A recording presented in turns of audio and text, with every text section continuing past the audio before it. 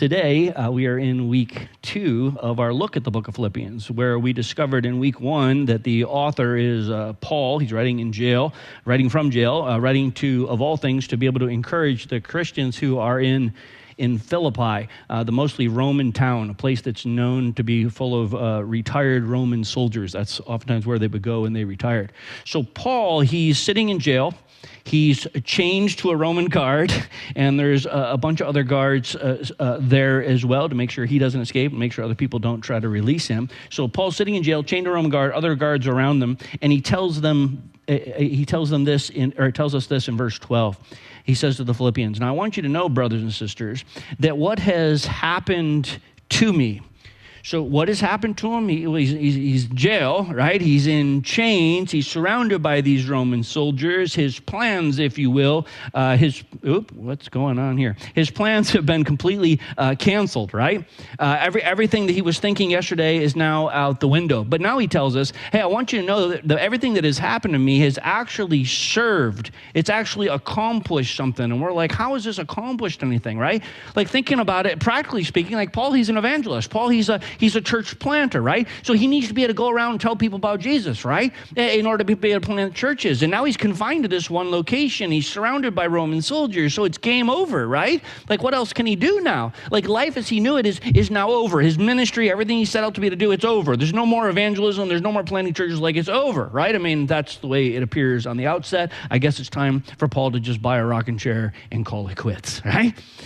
No, he says this has actually served to be able to advance the gospel. The gospel is actually being advanced. And I think it's important right here to be able to note that Paul is not advancing himself as he says any of this. He's not talking about his own advancement of any kind. No comment on that at all. No, the gospel itself is what he's focusing on. It's advancement, which is incredibly to be able to note the crystal clear focus that the Apostle Paul has on the gospel, not just on Easter, right, but all the time. It's what consumes him, even on dark days like the one he's in, where he's jailed, he's chained, right? His life actually is on the line. Like he might end up dying as a result of this imprisonment. That's where all this might be going. But his focus inside of all of that is unmistakable. But we are getting a little bit ahead of ourselves, I know, because we're still not quite clear as to what Paul is talking about, as in how exactly has the gospel been spread through Paul being in jail? I mean, it kind of sounds like the opposite of what we'd expect to happen, right? Prison and chains tends to end the spread of whatever the movement is the person was doing, right? Not multiplying it. Seems that way, but that's not what happened. Take a look at it. Paul says this, as a result, it has become clear, as a result of my imprisonment, it's become clear throughout the whole palace guard and to everyone else that I am in chains for Christ. And it's interesting, the Greek, this section of the Bible is written in Greek, palace guard, it's this word praetorium, and this is a specific word here making reference to the elite group of Roman soldiers. We would think of them as like our special forces or something, right? The best of the best, usually guarding the palace or governors or in some instances high-value prisoners like Paul. And Paul says here that all of them heard the gospel. All of them heard exactly why he was here. How? How did they hear that? Well, most likely because he told them. I mean, think about it, right? Picture the scenario here. Paul is chained to one of these guys, right? He's chained to the one guy, and the others are there guarding him. And Paul's like, well, this is interesting, right? Like, I'm a missionary. I'm supposed to be telling people about Jesus, and I just got the crowds taken away from me. But now I'm chained to this guy, and there's these other guys around. Interesting. These soldiers think they have Paul held captive, and Paul sees them as being a captive audience. It's a rather interesting little turn of events. And he tells them about Jesus.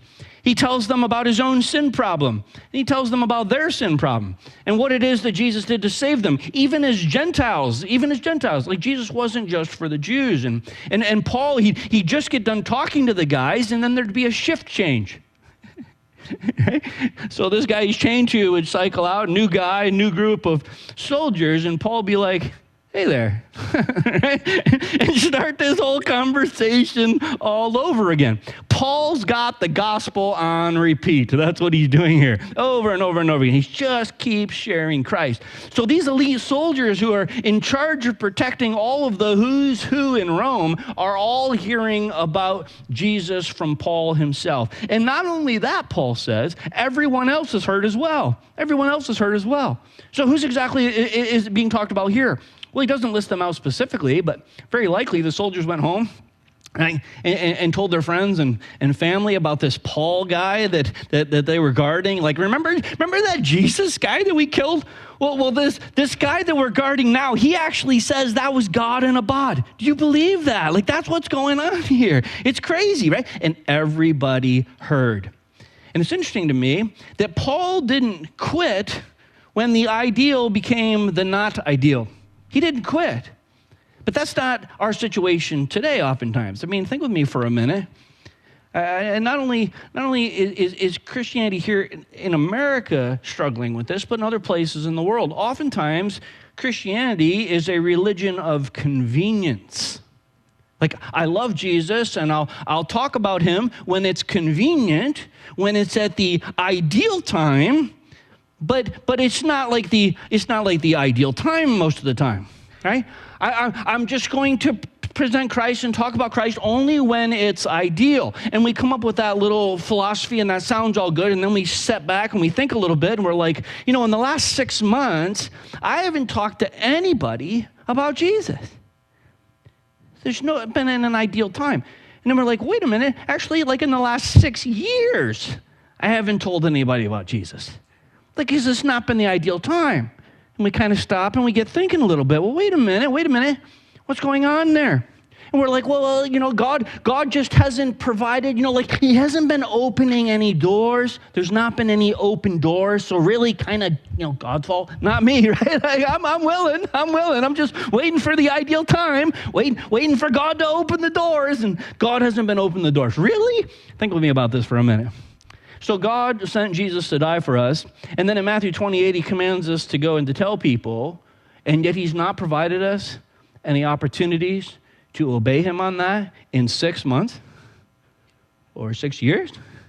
Like, maybe we need to rethink this a little bit. Maybe God is giving us opportunities and we're just not taking them. Maybe we're waiting around for some ideal. For Paul, his whole life just got shut down. His job, his calendar, his everything just got tossed out the window. He's arrested, but he's not thwarted. We might see game over. Paul sees opportunities. Yesterday it was crowds at the temple. That was awesome. Today it's Roman soldiers, 1 or 2 at a time. I'm good with that. And he presses on. Like, it's good for you to see what's happening here. Because for many of us, we wait for perfect timing. And certainly we think that if we had a big crowd moment to be able to, stand up and tell people about Christ, like, there's this little football game on today. I don't know if you heard about that. But anyways, like if there was an opportunity at the big football game to be able to stand up and tell millions and millions of people around the world about Christ, like, I'm all in. Like, ideal. That would just be a wonderful opportunity. The coworker in the break room, I don't know. It's not really an ideal situation there. I don't know. And we're waiting for Super Bowls instead of break room opportunities. It's interesting. So Paul here, he tells the guards. He doesn't wait for the perfect ideal. He tells the guards. And many others through them here. And not only is that awesome and all on its own, but Paul goes on and he tells us, and because of my chains, he goes, because of my chains, my rest, my being limited to this one location, my telling people about Christ has put me here. That's how I got here, right? Because of that, most of the brothers and sisters have actually become confident in the Lord. And they dare all the more to be able to proclaim the gospel and without fear. And I love this. Like, Paul is being just so honest with us here. First of all, he's brutally honest, telling us that most, not all, right? It's not everybody, right? But most, not everyone is growing in their walk with God. They aren't, and that's true today as well, no matter how good or bad things might be. Some people are just coasting along. They're never really going backwards, but they're not really growing either. But most, he says, most of the Christ followers who heard about Paul being thrown in jail, they've become confident, it says, in the Lord. Well, that's interesting. Their faith in God has actually grown. It's kind of a plot twist we don't see coming. Normally, the jail the leader thing happens and followers scatter. Remember, that's what happened with Jesus. Jesus was arrested and crucified. The disciples all bolted. They just scattered.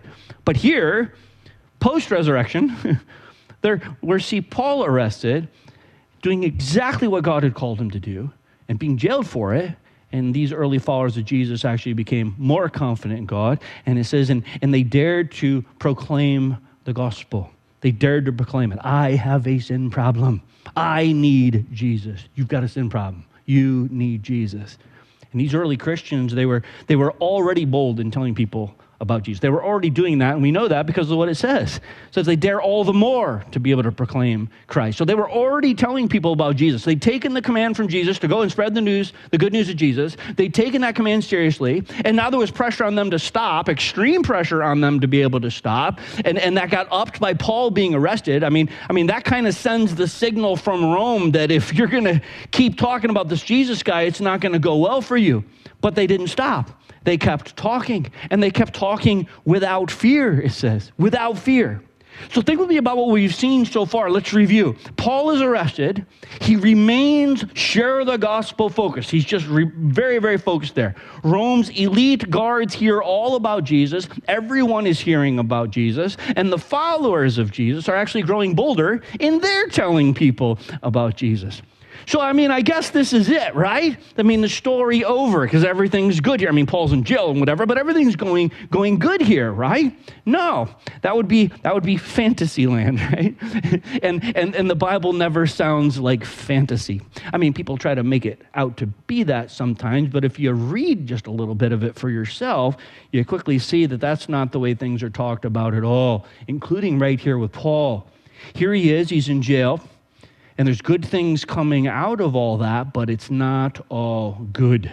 And Paul addresses that in what he says next. He says, it is true that some preach Christ, and we're like, well, this is just more good news. Like I thought you were, indicating there was some negative. Well, we're not done yet. Notice what he says. It is true that some preach Christ out of envy and rivalry. What?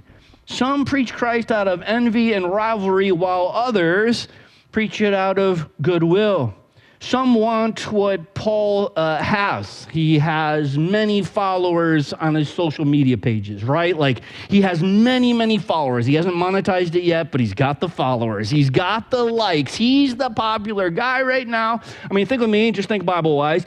We know in Matthew, Mark, Luke, and John, the Gospels, Jesus was traveling around with the 12 disciples. As the New Testament continues, where are those 12 disciples? What do we mostly hear about? Paul. And the ministry of Paul. There was the 12 disciples, and there was this group of a couple hundred other people that were traveling around with Jesus as well, his other disciples. And we don't hear much of them after the Gospels either. We just hear about the Apostle Paul. So some are getting a little jealous of that attention. Some are getting jealous on all of that. There's some rivalry going on. While at the same time, some other people are doing what God has called them to for good reasons. The latter, he says, do so out of love, knowing that I am put here for the defense of the gospel, as in these people love Paul. There's no ill will towards any of them at all. They are 100% with him on mission. Like he's telling people inside of prison, we're telling people outside of prison. Same mission. And no less than, greater than stuff going on. It's all about the gospel. It's all about Christ. That's it. We're just pointing people to him. It's all good. That's this group. But this other group, Paul says, the former, they preach Christ out of selfish ambition. These folks are just in this for the optics at one level, because they're just being selfish. They're not being sincere. Exactly. They had other motives completely for what they were doing. Studying for this and then reading an article this week, a connection made. It's a weird connection, so just hang with me for a second. But I read this article earlier in the week, and they were talking about young men who are picking up various hobbies that they don't actually like simply so they can attract girls. As in, they're going to the gym, right? Like, man, I gotta go. I gotta get to the gym. Oh, you go to a gym. Oh, that's interesting. You go to the gym. They hate going to the gym. They don't want to exercise at all, right? They hate it. They're only in it for what they can think they can get out of it, right? Like, I'm sorry, it's getting late. I got to get home. I get up early. I got to, to get my run in. Oh, you're a runner. Oh, that's amazing. You're a runner. I hate running, right? I don't want to run at all. But I'm picking it up for that, right? Silly, right? It's a silly illustration. But it's not a new strategy, right? It's a strategy that's been used many times to try to gain many things. In this instance, they weren't doing it to try to get Paul's attention, but instead, supposing that they could stir up trouble for me while I'm in chains. They're manipulating some other things. This is a pretty nice little move on them, right? On their part. Like, the dude's in jail already, but they want to make things even worse for him. So in their twisted minds, thinking, okay, well, he got in trouble for preaching Christ and I get him put in jail. So if I continue that, yeah, there's a risk I might be thrown in jail, but there's also the risk that that's just going to add more heat to Paul, and maybe they'll finally off this guy. Wow. Pretty heavy rivalry kind of stuff going on here. It's twisted. Twisted. So I got to tell you here, as we're seeing this come out in the passage, if you're newer to Christianity, the first time you see something like this happen in the church world, a supposed Christian doing something just to stir up trouble for you while you're simply trying to obey God, it stinks. It stinks. It's no fun at all. I've been there. And I know many of us here have been there as well. So it's instructive to us what Paul says next, because it may be tempting in those moments when people inside the church may be harsher on us than some people outside the church. It may be tempting in those moments to get very angry and to lash out at those people. But Paul here, he takes a remarkably different approach to the entire thing. Take a look at what he says. He says, but what does it matter? Paul, it matters, man. Like, what are you talking about? What does it matter? It matters. Like, these people shouldn't get away with this kind of thing. Like, it's just wrong, Paul. It's wrong on, like, multiple levels. And it is. That's true. But that's not where Paul's focus is. Take a look at it. Paul tells us precisely what it is that he's focused on. He tells us precisely what it is that's important to him. He says, here's what's important. The important thing is this. Here's what's important to me. The important thing is that in every way, whether from false motives or true, Christ is preached. Christ is preached. Like, Paul just lays it right out for us here. As most of us, like, if we're honest, when we're wronged like this, we get all sorts of indignant, right? We pivot to all sorts of rants about injustices and wrongs that have been done against us. But Paul, he stays laser focused on the gospel. He stays laser focused on the gospel. He's not concerned about the motives. If people are out to get him or whatever, who cares? As long as the good news of Jesus is getting out there to the world. Paul says, I want people to hear about Jesus. However that happens, I'm happy about it. He says, because of this, I rejoice. Paul just, like, if you're plugged into the greater, Christian contemporary world, whatever, like, Paul just eviscerated massive amounts of blogs and YouTube channels with what he just said here. There's so many Christian podcasts and YouTube videos where the entire premise is calling out false doctrine and false teachers and bad attitudes and motives and tearing Christians down and so forth. And Paul here, he sidesteps all the podcasts, all the videos, and he simply says, are they preaching Christ accurately?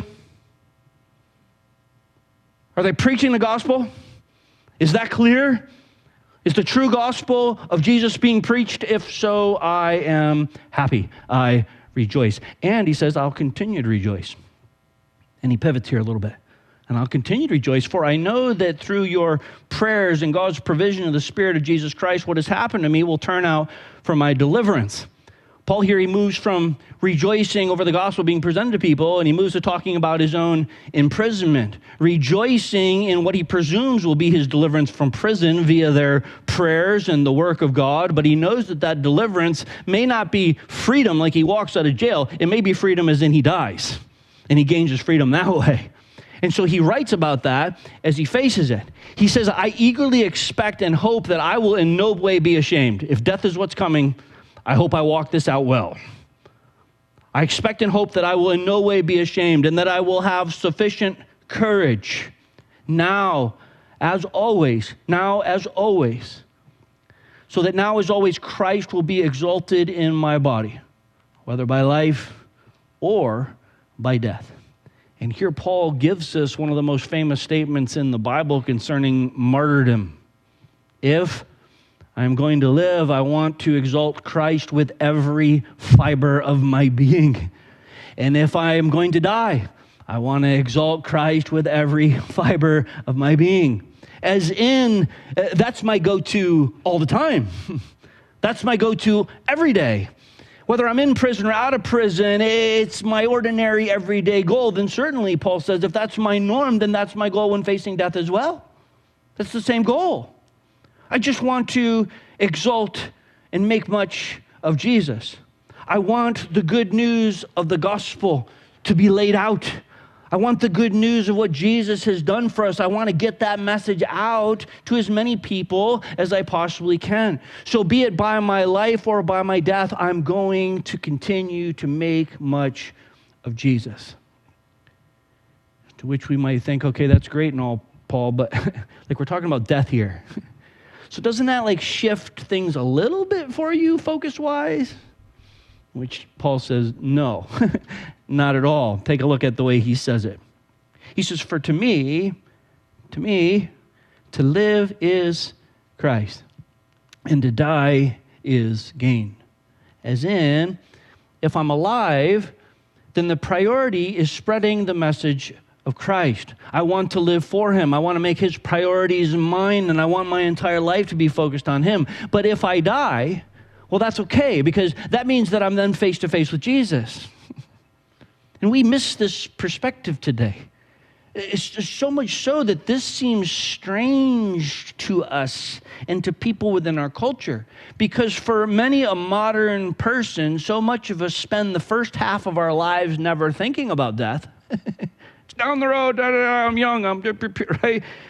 But we spend the first half of our lives never thinking about death, and then we spend the second half of our lives trying every health fad we can think of, trying to stave off death, as if it were the worst thing in the world. Paul is in prison in his early to mid-50s, is what he is at about this time. He's in his early to mid-50s, and he writes not with the ignorance of youth blowing off death altogether, but neither does he write as an older man panicking about death.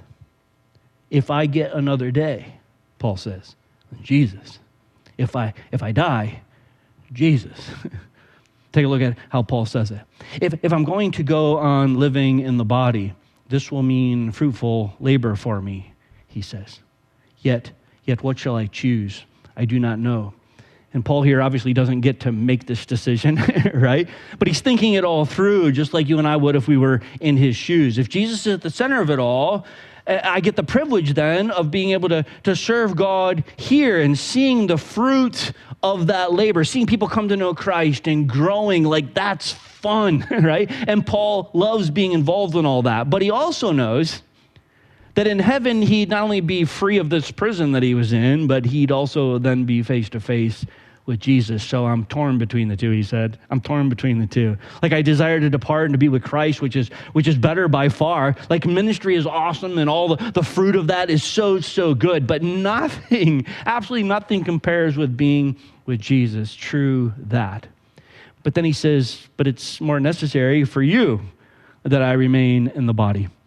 And Paul here, he pivots to yet another area, that of his death and its impact, what it would be on other people. As in, all on his own, death would be great, right? Freeing him from prison, ushering him into the face-to-face existence with his Savior in heaven. I mean, all of that sounds good.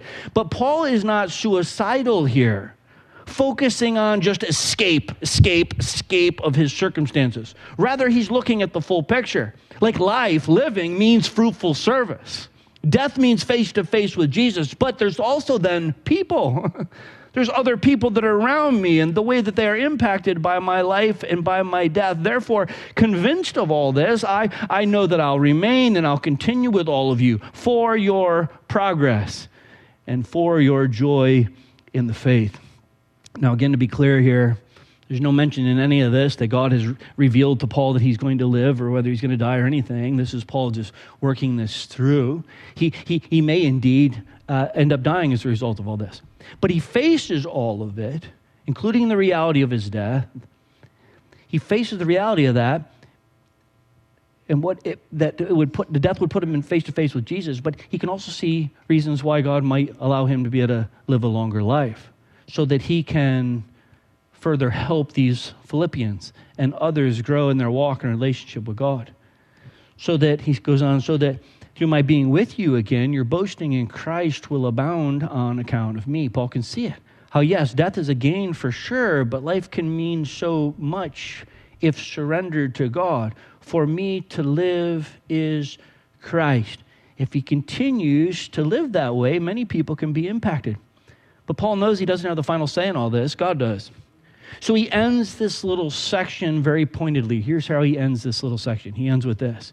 Whatever happens, because he doesn't know for certain what's going to happen. He may be freed. He may be imprisoned longer. He may end up being executed.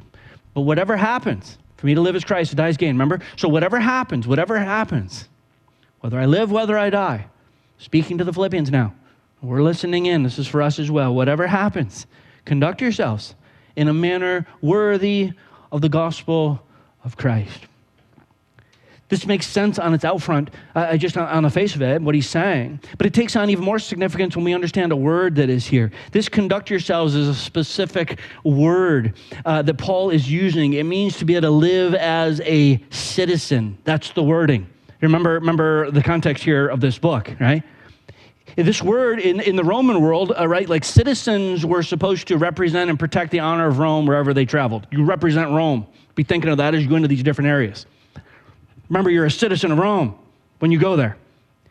Paul pulls that word. Remember, he's writing to people in Philippi, former Roman soldiers who are now retired. You can see them appreciating him bringing in this word, that they would know well. His point being very, very clear. When you travel around during the week in your neighborhood or at work or at school or whatever, represent Christ well. Or said more specifically, represent the gospel of Christ well. Live it out, lifestyle-wise. Justin Martyr, some of you have heard that name. He was a Greek philosopher. He ended up converting to Christianity, became a Christian apologist, and then later he refused to sacrifice to the Roman gods, and they beheaded him. But he actually made an interesting argument on all this. He says this, quote, Christians are the empire's best citizens precisely because they fear God. Let me quote that again. Christians are the empire's best citizens because they fear God. You see the argument that he's making? Like, Christians aren't always thinking about themselves. They're not thinking about how many followers they can get or how many likes they can get or how much money they can hoard. No, Christians are living as citizens actually of a different world altogether. And so they conduct themselves in this city in a way that represents that city well, in a way that is Christ-centered, in lifestyle, in loving the unlovable, and in caring for those who least deserve it, but also in presenting the gospel. As long as Christ is preached, I rejoice, Paul had said earlier. Exactly. That's what Paul wanted for them as well. He wanted them to be able to live life on mission no matter what happened to him. Stay focused, he says. Stay focused. Jesus is all, it's all about Jesus. It's all about Jesus. Keep citizen of heaven focused while telling people the gospel of Jesus. Then he says, then whether I come and see you, Paul was hoping to get out of jail, or only hear about you in my absence, maybe I'm going to remain here. So hearing them proclaim the gospel, while lifestyle-wise living as citizens of heaven, I'll know that you stand firm in one spirit, as only God can do that work in you, as you strive together as one for the faith of the gospel, without being frightened in any way by those who oppose you. It's an interesting phrase. Doing this without being frightened in any way by those who opposed you. This word right here is an interesting word behind this. It means to frighten, of course, but it's a specific word. It means the instinctive alarm that grabs a hold of you and startles you. Like just an immediate kind of reaction, kind of like this.